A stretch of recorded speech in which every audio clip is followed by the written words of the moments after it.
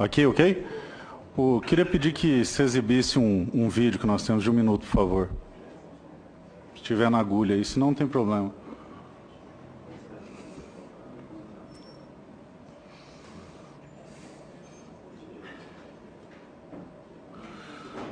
Bom, eu lamento muito estar discutindo... Vai exibir?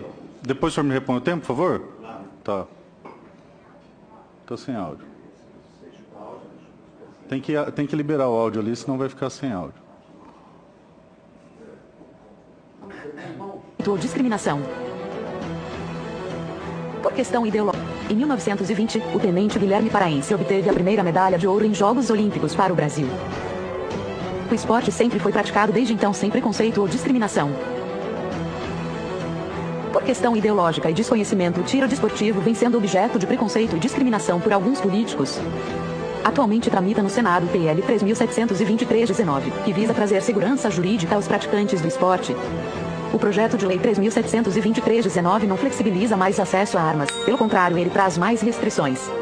Para que o direito do esportista não seja extinto por questões ideológicas, diversas entidades e pessoas vêm pedindo apoio aos senadores para a aprovação do texto, mesmo que ele traga prejuízos para a atual situação dos praticantes do esporte.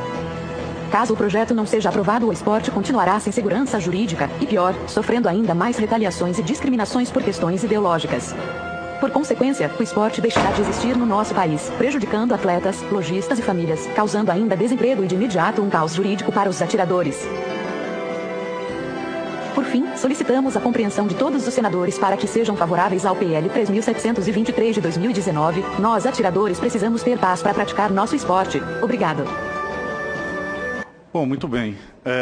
Senhores senadores, primeiro eu começo dizendo que eu fico muito triste de estar debatendo esse tema aqui nessa casa pelo seguinte: isso vem sendo debatido amplamente na internet, nessa casa inclusive mais de uma dezena de vezes, na Câmara, desde 2000. E eu escuto aí várias vezes aqui a preocupação, não se pode votar no afogadilho, em 1920, o tenente Guilherme Paraense obteve a primeira medalha de ouro em Jogos. Em 2003, aprovou-se o Estatuto dos Armamentos sem sequer o mínimo de discussão. Com todas as instabilidades que havia na época, não houve o mínimo de discussão, se empurrou goela abaixo do cidadão brasileiro. E se invocam dezenas, milhares, centenas de pesquisas. A maior pesquisa armamentista realizada no Brasil chama Referendo, onde nós tivemos mais de 59 milhões de votos. Nenhum presidente fez essa marca. E eu queria apelar, e esse era o intuito dessa reunião aqui, para que se tratasse de aspectos técnicos, referentes ao texto, sem paixões ideológicas. E eu sou obrigado a ouvir aqui a violência do governo Bolsonaro. Nós não estamos falando de Bolsonaro, meus amigos, mesmo porque a época do presidente Lula, em 2005, meados de 2005, você poderia comprar arma de fogo com 18 anos. Você poderia ser atirador esportivo com a sua própria arma de fogo com 18 anos, conforme o decreto vigente à época. Agora, se pautou, se regulou tudo por decreto, desde Getúlio Vargas até hoje, e de repente não pode mais, decreto não pode mais. Então a gente quer trazer segurança jurídica para o tema, fixar em lei, e repito, o texto é sofrível, o texto é horroroso, retira uma infinidade de direitos. E quem fala, 16 é o mínimo, é porque não conhece a atividade. O Exército nos dá migalhas e sempre o mínimo do mínimo a alto custo, pedindo, implorando uma autorização para se comprar uma arma no Brasil. Não é assim, chega-se no balcão, joga um calhamaço de dinheiro e sai de lá com um arsenal, como eu ouvi aqui. Não, você se humilha e vai lá e pede, mesmo tendo CR, autorização à caserna. 6 meses, 1 ano, vem a autorização. Você vai à loja e compra arma? De maneira nenhuma. Você faz um pré-contrato e leva de lá tão somente a nota fiscal. E para onde você vai com essa nota fiscal? Mais uma vez a caserna. Implorar pelo CRAF, que em alguns lugares do país leva mais 1 ano para sair. E depois você pega a sua arma? De maneira nenhuma. Mais uma vez você vai à caserna implorar por uma GT, uma guia de tráfico. Chega a ser jocoso. A polícia, quando aborda um CAC, liga para o comando e fala assim: disse que é CAC? Sim, senhor comandante. Veja se ele tem uma pastinha cheia de papel. Tanta burocracia que nós temos que superar. E são inúmeras e inúmeras proibições e pedágios que esse PL traz. Foi perguntado aqui, onde estão os 5 anos? Pois eu lhe digo, artigo 21I especificando que você, com menos de 5 anos, você não pode ter acesso a armas de fogo. Ah, e os calibres restritos? Leia o texto, está lá, você só vai ter acesso com mais de 5 anos também, coisa que não existe hoje. Hoje, conforme o artigo 6º, inciso 9º, basta um decreto regulamentar e nós temos o porte automático, como juízes, promotores, policiais. E tentou-se demonizar a categoria dos policiais aqui, o BOP, o grupo de extermínio, tentando se pautar por exceção à regra. Isso é um grande absurdo, uma falta de respeito com mais de 500 mil atiradores do Brasil. 500 mil atiradores que passaram pelo escrutínio do Fantástico, que é o maior orçamento de jornalismo investigativo do Brasil, e só encontraram um caso de arma de caça em crime. De um colecionador que adquiriu essas armas no ano de 98, que teve essas armas furtadas e o crime aconteceu em 2017. Nem se falava em Bolsonaro. Nós não estamos aqui para falar em Bolsonaro ou em Lula. Acabei de demonstrar que na época de Lula era até mais flexível. A questão é um clamor social. Mais de 60% dos brasileiros votaram contra essa lei genocida. Mais de 60% das pessoas se levantaram contra isso. E eu acreditava que falaríamos exclusivamente do esporte, porque é isso que está sendo ameaçado aqui. A lei trata só do esporte e não do acesso às armas. Ora, o que tem em comum entre Hitler, Fidel Castro, Stalin, Omar Gaddafi, Idi Amin, Mao Tse-tung, Pol Pot, Kim Jong-il?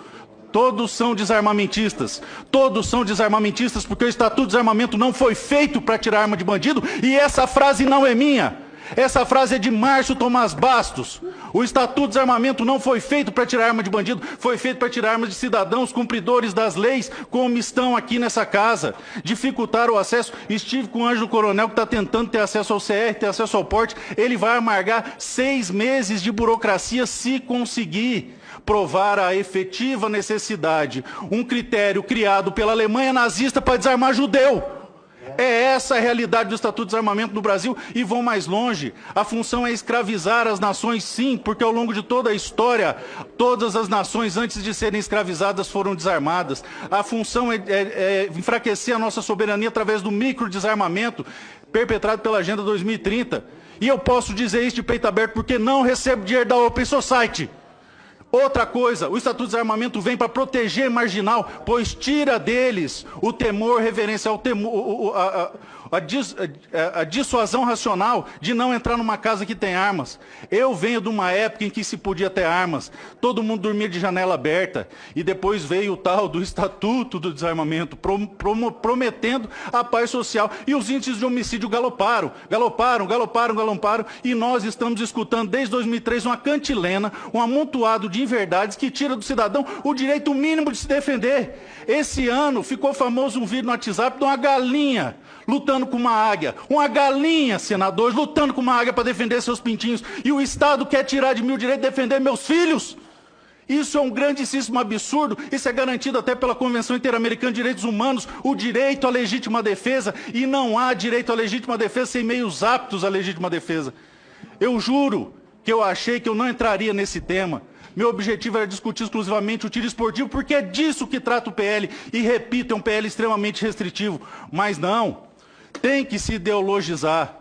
Vamos parar de colocar todo o Brasil em polos. É Lula, é Bolsonaro, é Lula, é Bolsonaro. E a vida do cidadão, principalmente o cidadão mais humilde, que fica tolhido do direito à legítima defesa, porque esse amontoado de burocracia aqui, eu peito. Eu tenho recurso para pagar um despachante, aqueles que ele mostrou ali, que vai ficar 1 ano te enrolando por causa da burocracia. Eu tenho.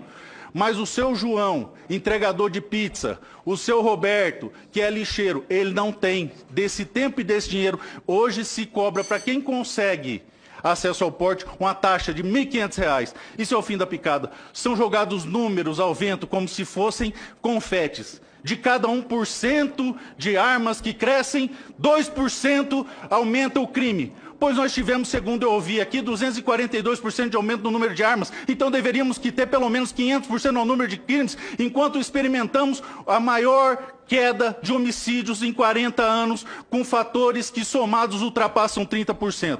Eu acho que quando apita é porque acabou meu tempo, então peço desculpas aos senhores por não poder me alongar, e para finalizar eu peço que passe um vídeo de 30 segundos do Felipe Vu.